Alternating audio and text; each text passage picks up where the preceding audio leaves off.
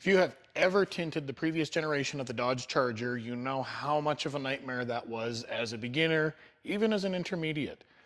The window was ungodly big back here, super difficult to shrink, super annoying to install, especially if you're not 6'5" with super long arms. This is a 2026 Charger. The difference is staggering. We go from a 5 of 5 difficulty to this rear window, which is a 1 of 5 difficulty.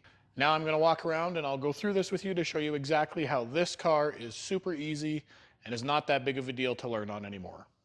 So in the previous generation of the Charger, this big piece of glass was pretty much one entire giant piece of tint. There was a little border around the edge. There was a massive dot matrix that went all the way around.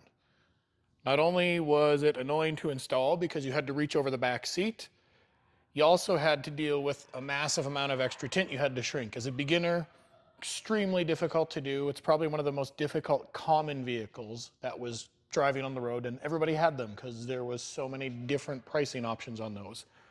As you can see with this one now, this window is only about 3 feet wide, maybe 1.5 feet tall, and it's just the middle of the window. The shrink is super easy. The install's easy. This has a black border around the light, so you don't even need to pop this down to have the entire window covered. The other big thing with that, when you were installing on the previous gen, is you had to somehow get this in there, whether you were Frankensteinering it or you were rolling it out. The window was gargantuan. This one made it super easy. Now it's a hatch. The only moderately annoying thing, which is just me being nitpicky, is I need to put a step ladder here so I can step inside here to reach the glass all the way down. So comparatively, not even close. The only thing to make sure of, as with any hatches, this one doesn't connect as closely as some of them do, like with the Volkswagen GTI, for instance. If you use a lot of water, it can leak down into your headliner through these grommets. So just be a little bit conscientious of that. I haven't had any issues with these like I did on the GTIs, but just something to keep in mind. So now if we move on to the rear quarters, these are your basic rear quarter. The actual install is about from here to here. It's flat, no shrinking needed. It does tuck up under the seal a little bit, so just make sure you clean the plastic on the inside really well, and you shouldn't have any issues. Just make sure you get enough water in so you can tuck the seal, squeegee it on. These take like 5 minutes aside. Now this is a 2-door. It does come with a 4-door option I haven't seen yet, so I don't know if this is the same. But these windows are totally different than the last generation of Charger. They're boneless now. These are basically the same as your Challenger windows. So there's a bit of rubber here you got to tuck under. This seal is deep, so most pre-cut templates, if you're using a software to cut it, will probably just butt up to the seal because it is below the window what is showing on both sides, so you won't get any light.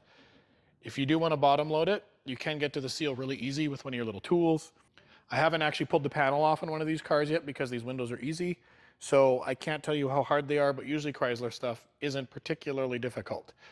Super easy window. There's a bit of curve in them though. You'll probably need to do a little bit of heat shrinking. If you're finding this helpful, why don't you squeegee that like button for me, and then I'll try to keep putting out more educational videos to help you beginners and intermediates out, like I wish I had when I was starting out. So next we're going to talk about the windshield. Most Stellantis products have an electronic control module right under the steering wheel. This is like the new Ram 1500, the new Grand Cherokees, the Grand Wagoneers, and now this Charger. What that means is if they even get a tiny hint of water, I'm talking like a tear in them, they go all haywire, your lights go buggy, your electronics do weird stuff, and they are very expensive to repair.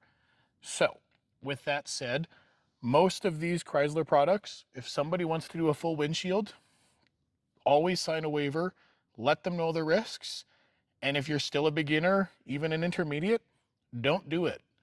So all in all, this new generation of the Charger, at least with the 2-door that I've seen so far, is exponentially easier than the last generation. Instead of being like a 5 of 5 difficulty, I think most beginners could probably tackle this one Obviously, as a beginner, you'll have some contamination and stuff, but that's not to do with the difficulty of the car. As I get a 4-door car in, I'll definitely do one again if anything is different. I don't know if the rear doors will be boneless or not. I don't know if I've seen that before. Maybe the Bronco, I'm not really sure. But anyway, I'll leave you with that. If you haven't subscribed, I like to give a lot of beginner and intermediate content that helps out the newbies out there. If you're super experienced, sometimes you just learn stuff that you didn't know because different perspectives and stuff. I see stuff I didn't know all the time and I smack myself thinking, why didn't I know this sooner? That would have saved me so much time. Anyway, catch you on the next one.